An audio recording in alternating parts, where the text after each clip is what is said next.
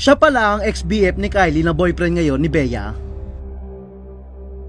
Usap-usapan ngayon ang bagong boyfriend ng aktres na si Bea Alonzo.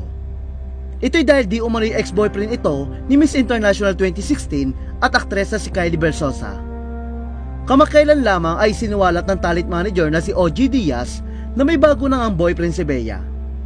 Ngunit itinanggi ito ni Bea. Gayunpaman, iginit ni OG na hindi siya nagsisinungaling at inililihim lang ni Bea ang tungkol sa kanyang bagong boyfriend. Kasunod dito ay naglabas ng resibo si OG upang patunayan na may bago ng boyfriend si Bea. Sa kanyang latest showbiz update vlog, ipinakita ni OG ang isang larawan kuha sa isang airport, kung saan makikita si Bea kasama ang isang lalaki na halatang may lahi o foreigner. Ayon umano sa source ni OG, nakita niya si Bea sakay ng Cathay Pacific at katabi ang nasabing lalaki. Pagdedetalye pa ng source, solong-solo o magkatabi umano si